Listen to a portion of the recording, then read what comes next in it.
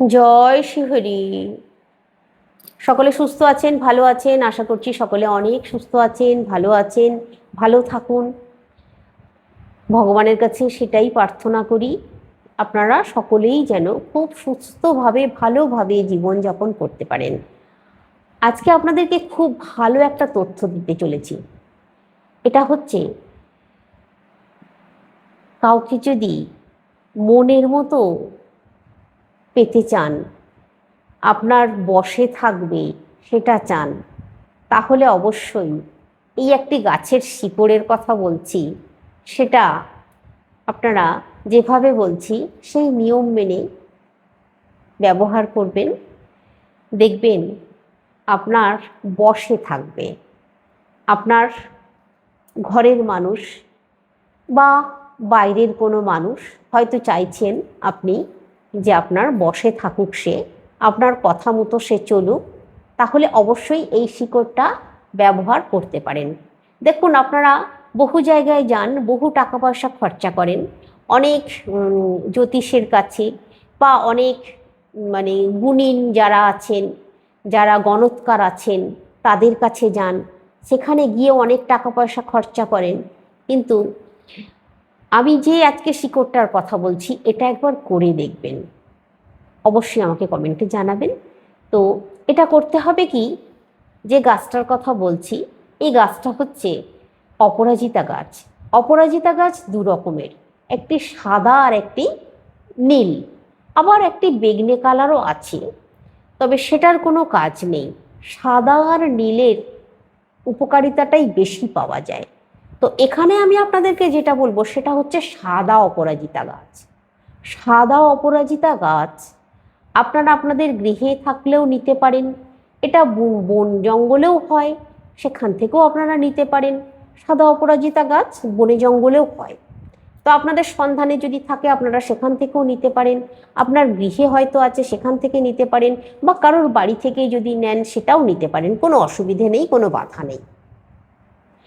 কিন্তু এই যে এটা হচ্ছে বশীকরণ যেহেতু, তো এর একটা নির্দিষ্ট দিন আছে, সেই দিনেই নিতে হবে আর সেই সময়েই নিতে হবে, সেটা আপনাদেরকে বলছি।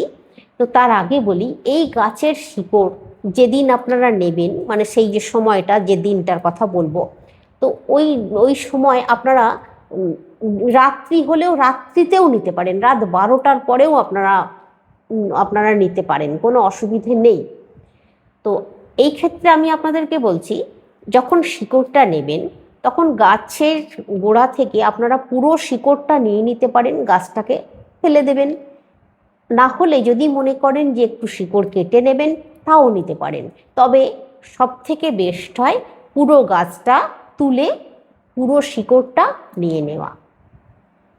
তো আমার হাতের কাছে এখন নেই, দেখানো সম্ভব হলে আমি দেখিয়ে দিতাম। আমি ভিডিওতে ছবির মধ্যে দেখিয়ে দেবো আপনাদেরকে এই শিকড়টা কীরকম হয়। তো যেটা বলছিলাম, ওই শিকড়টা আপনাদেরকে নিতে হবে যখন চন্দ্রগ্রহণ হবে।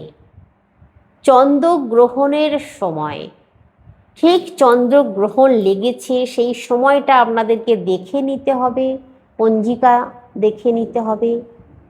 আর যদি চন্দ্রগ্রহণ গভীর রাতে হয়, আপনাদেরকে গভীর রাতেই নিতে হবে এই শিকড়, তবে এর কার্যকারিতাটা হবে, না হলে কিন্তু হবে না। চন্দ্রগ্রহণ যদি অন্য সময় হয়, যে সময় হবে ঠিক সেই সময়টা ধরে, সেই সময়ের মধ্যে আপনাদেরকে শিকড়টা নিয়ে নিতে হবে। এবার কি করবেন শিকড়টা নিয়ে?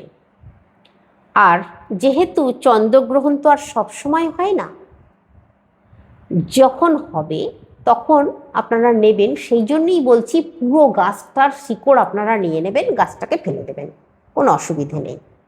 তো ওই যে শিকড়টা পুরো নিয়ে আসলেন, নিয়ে এসে ভালো করে ধুয়ে নেবেন গঙ্গা জল দিয়ে। ধুয়ে নিয়ে ছোট ছোট করে কেটে আপনারা একটা কৌটোর মধ্যে ভরেও রেখে দিতে পারেন। এই শিকড় দিয়ে আরও বহু কাজ হয় অন্যান্য সময়, সেটা আবার অন্য ভিডিওর মাধ্যমে বলবো। আজকে যে বিষয় অনেক বড় হয়ে যাবে না হলে ভিডিওটা। তো আজকে যেটা বলছি, এই যে বশীকরণ বা কাউকে বশে আনতে গেলে কি করবেন সেটা শুনুন।